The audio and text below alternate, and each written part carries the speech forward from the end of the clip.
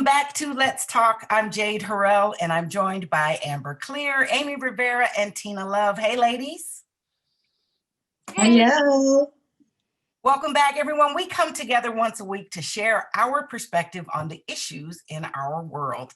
But we always like to start with what we're loving first. So, Amy, what are you loving right now? I knew you were going to ask me first. You were right. I'm loving that we're getting so close to the end of the year because I feel like we're wrapping up this year. And next year I have so many great things in the fire already. So I'm excited to jump into 2021. So I'm just loving that where we are right now. Okay. I'm loving that too. How about you, Tina? Well, I'm loving seeing a lot of people at the polls voting. It's been a great thing to see so many people coming out. My son, he's 19, he's voting for the first time today, and so I'm pretty excited. So that is what I am loving. Way to bring them up in the way that they should go. What about you, Amber? I am loving a good fall rainy day. There's just something so relaxing and so spiritual about a rainy, cold day that really brings out the fall colors and reminds you that the season is changing, and shows you the beauty of that change. Absolutely. And I will join in on that with loving warm ginger cinnamon tea on those days. So here's to you and what you're loving, because I'm loving it too. We are excited because the St. Louis International Film Festival is kicking off this week, and the film Women in Blue is getting a lot of attention. The movie takes us inside the Minneapolis Police Department, where the department's first female police chief attempts to reform it. Take a look at this clip. 423 up and out the north. 405. Dude. 405 traffic.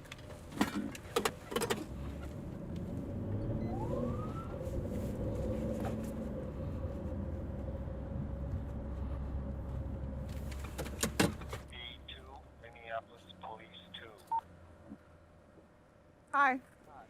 Do you know why I'm stopping you? You can calm down. I see you're shaking. Just relax. Relax. It's all good. You should have waited, let that car go straight, and then you made your left-hand turn. That's what alerted me to you, okay? All right. Do you have a valid driver's license? I don't. Okay. But I was just dropping a friend off, and I was like, okay, fine. So that's why you're nervous? Yes. Okay. So I'm not going to take you to jail for not having a valid driver's license. That's for sure. Okay. Do you have any warrants or anything? I don't have any warrants. Anything in the vehicle that I should be concerned about? Okay. All right. I'll be right back with you, okay? All right.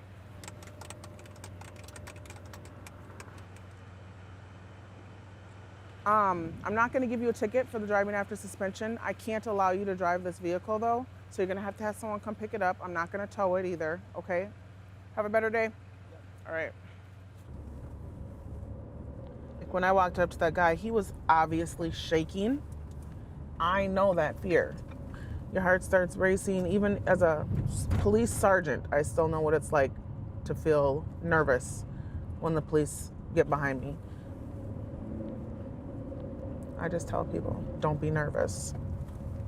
I don't want to add to the trauma.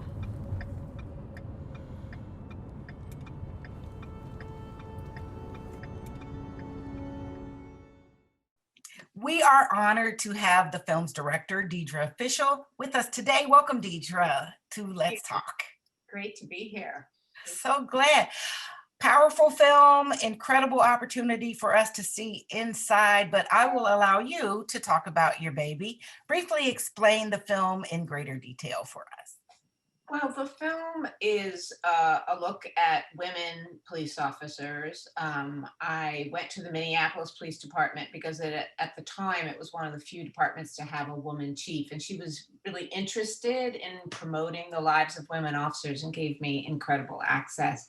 So we explored the lives of these women officers, but very quickly once we got there, there were a series of officer-involved shootings. So while it's from a woman's perspective, I really see the film as sort of an intersection of gender, race, and violence in American policing. Absolutely. You led with that to talk about the history of how the police force was established. And those intersections are so stark to realize how much is intertwined in the very beginnings and start of our police department that probably are showing up now in the things that we're looking at politically and in our communities nationwide and even around the world. Where did you get the idea for the film? What inspired you? Well, I actually never would have thought that I would make a film about policing, but when Eric Garner was choked by the police several blocks away from where I was filming my last film, and I have a friend who's a cop, a woman, and I had never really talked to her about her job, but I was so incensed that I said, "Could this have happened on your watch?" And she said, "Absolutely not." But the thing that stuck with me is she said, it was all about how the interaction was started. I would have just simply been like, "Hey, my name is Sally Norris. What's yours? I got a call. What should we do here?" And it was the humanness of that approach that got me to thinking, do women police differently? And when I found statistics going back to the 1990s that showed that women tend to de-escalate better, that they use less force, that even when they're there, less force is used by other people. I thought, given the problem of police violence in this country, why aren't we exploring the lives of women officers and thinking about what they could bring? Mhm.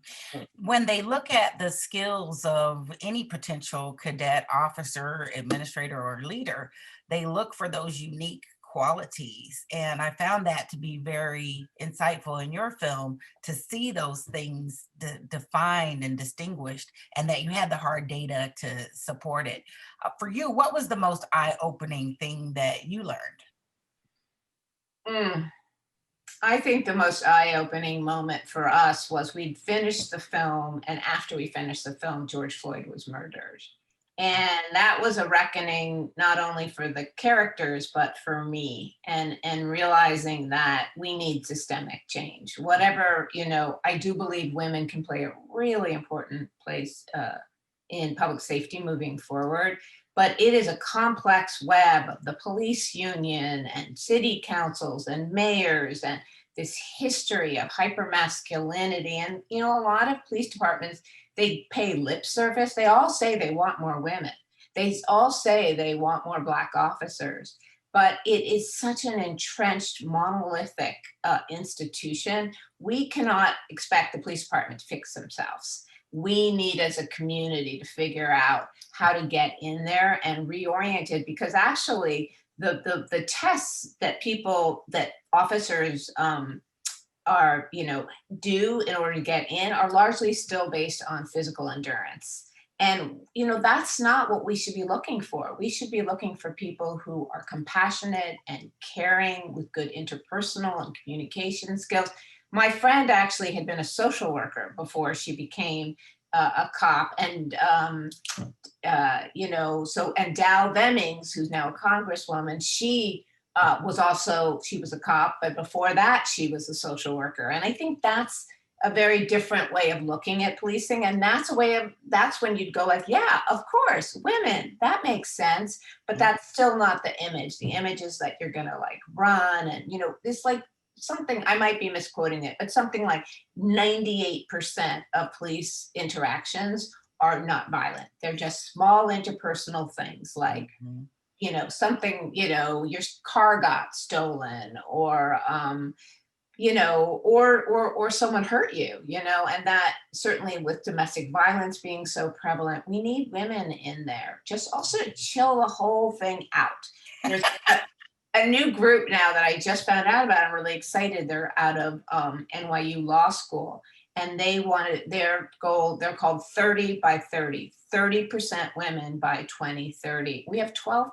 So women are just a minority. And that, I think you see in the film, becomes very hard to navigate, because you're such a minority that a lot of women have to do a lot of things that they really actually don't believe in or feel comfortable with in order to kind of survive. And they shouldn't be surviving. They should be thriving. And their ideas should be rising to the top, because actually, as a country, we need the ideas of many women who feel marginalized. We need them to be heard, and they're what they are feeling, particularly Sergeant Alice White in the film, you know, she's the model of the kind of police officer that we need moving forward. Absolutely.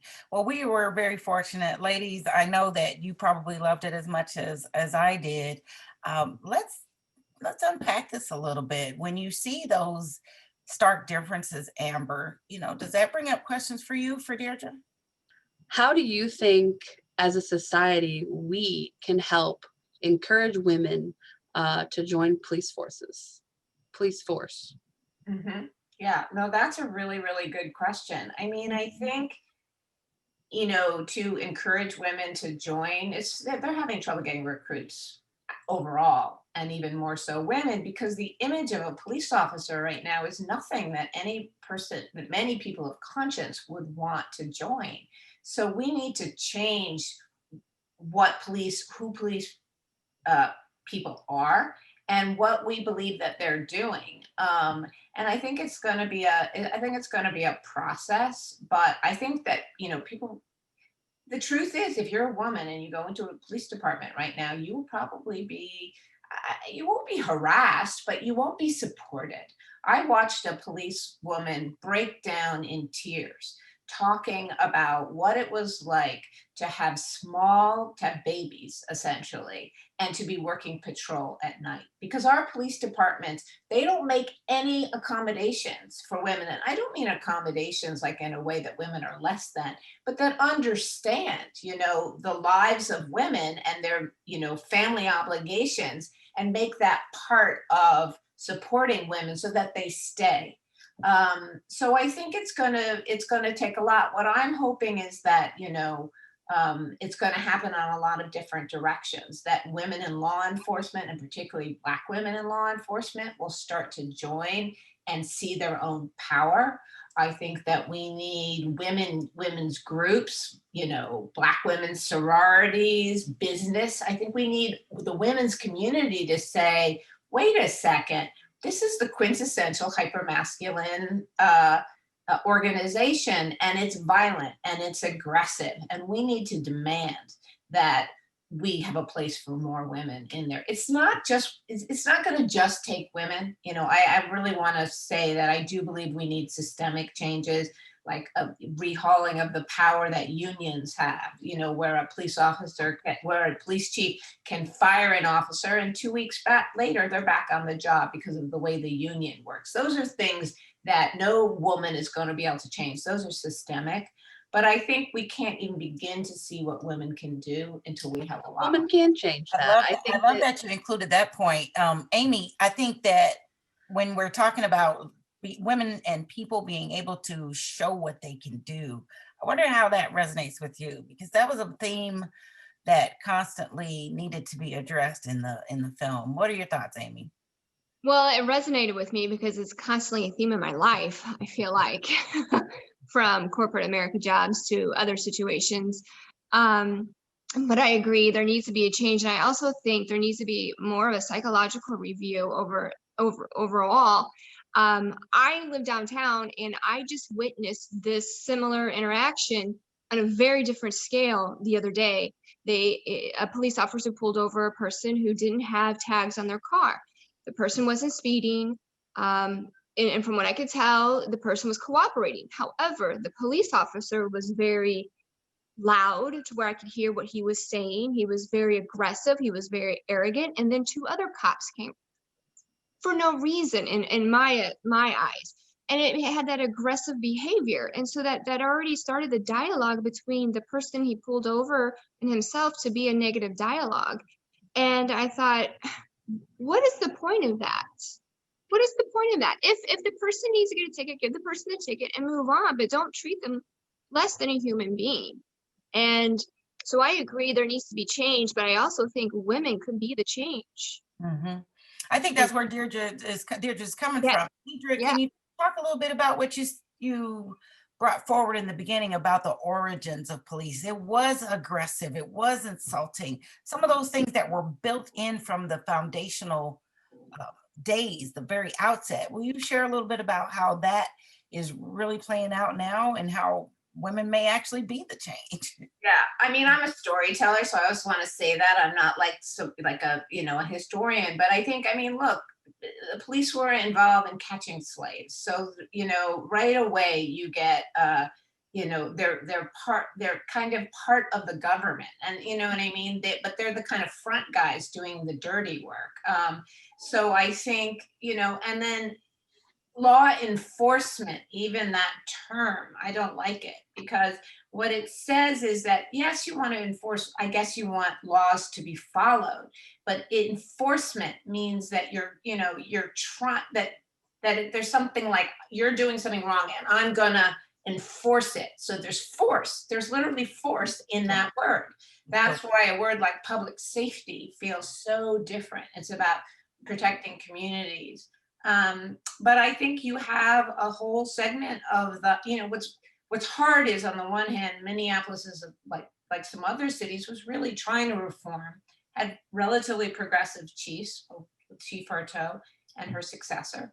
But and they had like a cutting edge training program. But meanwhile, like behind closed doors, you have the, union president saying, but de-escalation, that doesn't work. You ask them, you make them, tell them. They're yes people and they're no people, right? So this is someone who actually believes that like de-escalation puts officers at risk. And there's no data for that. That's just a point of view that says that people out there are unruly. And we've got to like go in and make them, follow the law. Well, people out there aren't unruly, all the time. And many people, like there's all sorts of issues around class and poverty, why some people might not have certain things. It's just, and your job is, there's a lot of discretion. Like you see that in the way, Amy, you saw a police officer, stop someone, and the way Alice did. And so they don't have to be. That is not the law to be aggressive. That's a choice, and we can make another choice. But I think also what's really crucial about someone like Sergeant White is that she's from the community, and she understands the generations of trauma that people have had at the hands of police. And so when she's going out to she is, listen, if someone's gonna like break a law, she's going to be there. She's not going to be like, no problem. But she's there also to be a positive force in the community. And her, she's looking at that man that she stopped, and she's thinking, I don't want him to have a bad interaction. She used the word trauma. It was powerful that she used the word trauma. And it's interesting that when you say enforcement being built in, it's like, well, then what was in place before you needed to track down and capture slaves? There was nobody upholding law. I mean, nobody had any issues upholding law. This was definitely about hunting and enforcing and imposing an energy or authority over another group that probably could have reasoned. We seem reasonable in this day. So it's just tremendous work what you've done here and brought to the world, and the contribution that it creates to a very important conversation about change. It must and will happen. There's no other way that it can continue to exist this way. Tina, this brings us the love part of this. I know you are loving some parts of this, especially from your vantage. What would you say? Yes, one thing that I want to go back to that clip and talk about what Amy was saying about what she saw on the street, and then the clip that we saw of Alice when she approached the young man in the car. Just her whole demeanor was non-threatening, and it just kind of made us settle down. Even the young man being in the car and shaking, she knew she had that skill set and that ability to be able to reflect on the fact that, I know what he must feel like. So she came to him in a non-threatening way to try to help him to calm down. I love the fact that she took the time to just ask him some questions and to just be reassuring to him. It's okay. I'm just here to ask you some questions. I want to find out some information. I'm not here to, and so you could just tell the difference in the way that she approached the vehicle and the gentleman. I love that. And something else that I was thinking about was the conflict that I saw, with Alice trying to think about the fact that she knows how it feels to be on the other side. She empathizes with Black people and what they go through. And so she was trying to remain neutral, but at the same time, she had a struggle because she also realizes, how it feels to be on the other side. Excellent, excellent film. Thank you very much for sharing. Thank you. I do want to say that while I absolutely think we need more women as a whole, I think in particular we need Black women. We need Black women in communities that have had trauma. Why specifically Black women, Deidre? I think because of the issues of race that have happened for centuries around policing. I think that we need people that, just like Alice, she had, she comes from a certain community. She's had her own experiences. And so she's relating in a really, really direct way. As a whole, women statistics show that they deal better with diverse populations.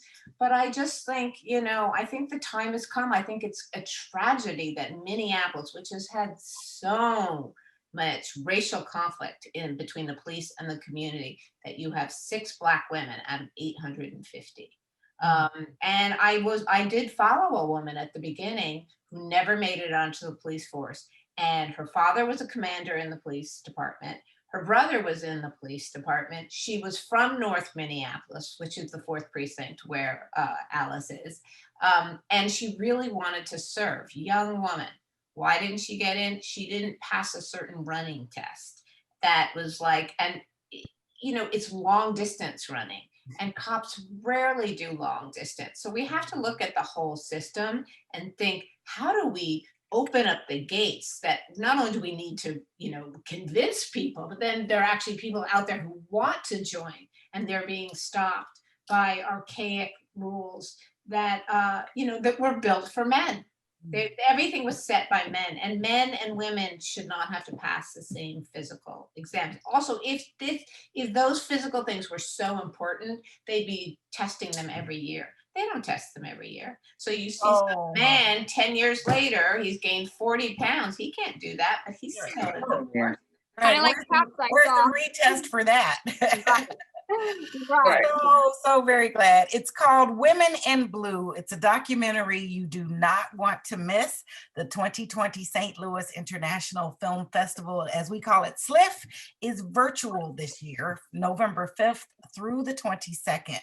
Film descriptions, schedule information, and more, including all the specials and how you can take part, is at cinemastlewis.org. San Francisco is reforming its police department by not sending officers to nonviolent crimes, which plays right into our conversation and the film, Deidre. When we come back, we're going to talk about the pros and cons of this type of reform and how a similar approach could impact our city. Stick around and let's talk. We'll be right back. Welcome back to Let's Talk. I'm Jade Harrell here with Amber Clear, Tina Love, and Amy Rivera. In an attempt to free up officers, San Francisco is starting to send health and fire department crews to nonviolent 911 calls for behavioral, psychiatric, and substance abuse calls. They are basing their decision on a number of factors. One, psychiatric and behavioral calls account for 25% of the 911 calls. Complaints about homelessness increased the percentage. 25% of fatal police calls started with disruptive behavior and involved mental illness or substance abuse.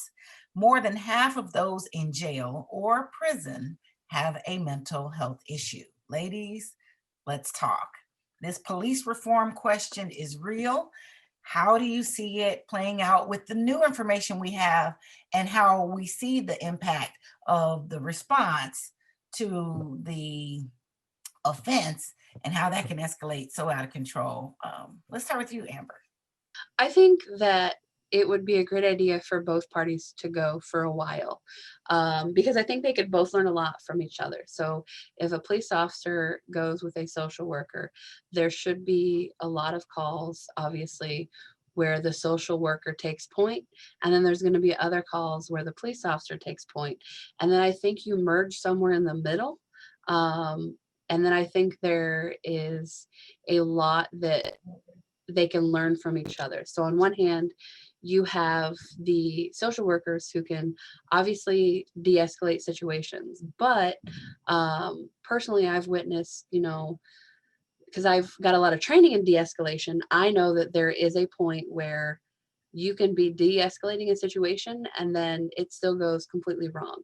So the social worker still needs to have some type of backup, because I don't want it to be a situation where now we have social worker have problems hiring social workers because there's a lot of violence against them. So I also think that there's a lot that the social workers could learn from the police, in the sense that it needs to be change on both sides. I would definitely love to hear more from social workers about how their jobs are done and how they're able to affect the solutions.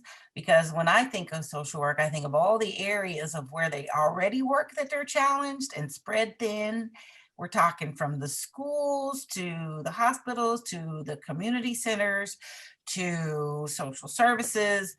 And then after talking to Deirdre in that film, look how hard it was for women to just get in. We're like 30% by 2030. Imagine then somebody with similar skills, how we'll be able to find a way to bridge and connect those two.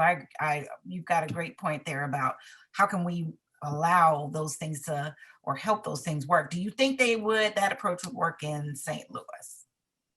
I mean, hopefully. I mean, I look at this too, that social workers tend to skew more female and police officers tend to skew more male.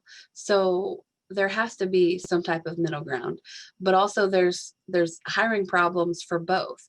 And what I mean by problems is there's a lack of available candidates, and there's a high burnout rate for both. So social workers burn out, police officers burn out. And I don't know, social workers, to me, they know the importance of mental health.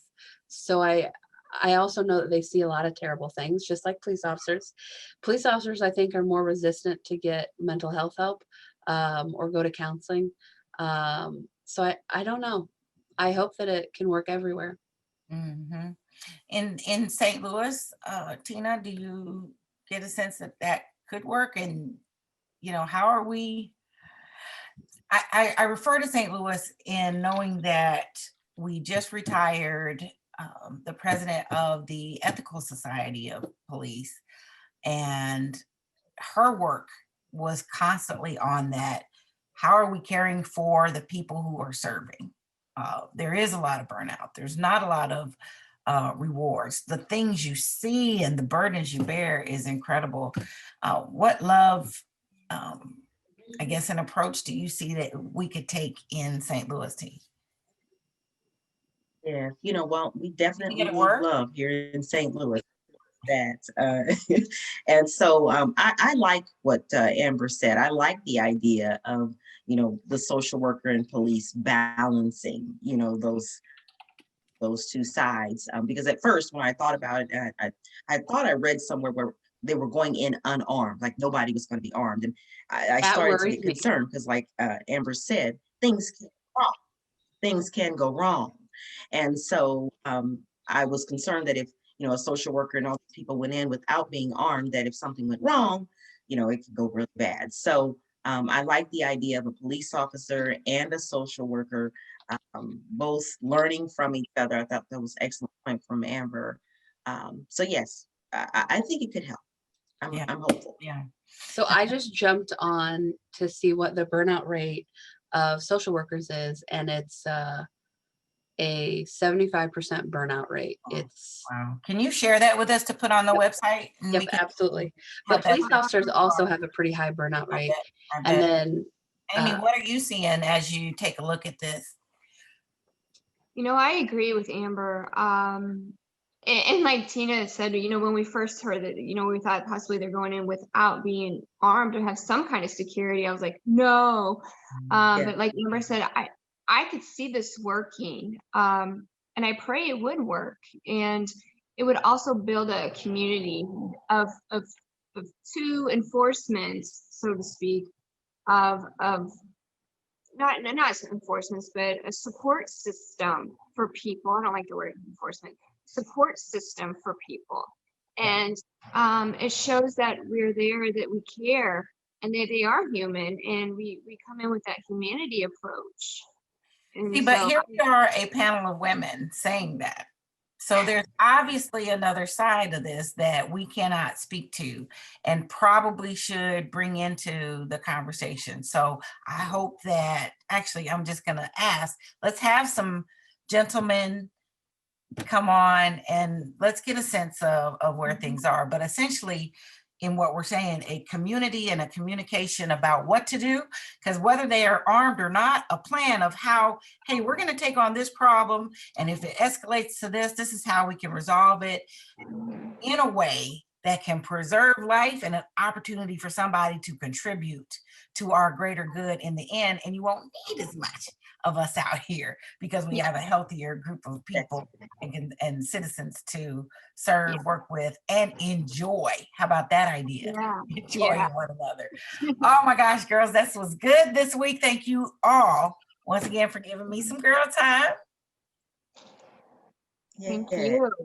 fantastic. I need some more smiles back on. I know it's heavy sometimes. So sending love to each of you. And thank you all for watching Let's Talk. You can catch new episodes every Tuesday. Comment.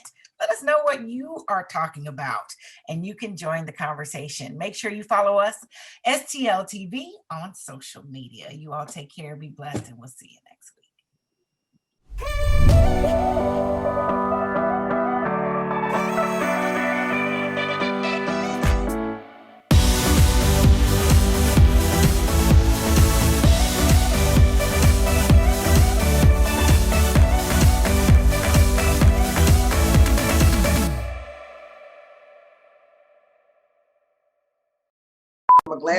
Either way, we're going with it. We'll be shiny today. Mommy's on the phone. Okay. 3, 2, 1. 2, 1. Welcome back. Let's talk. Okay. 3, right. Let's talk. I think I'll keep that. 3, 2, 1. Welcome back. Let's talk. Okay, I'm not gonna do that. Would have both been bun and big earrings, except for my bun was puny. It didn't have no body. My bun didn't have no body. I need some more body in my bun. Your bun didn't have no piece.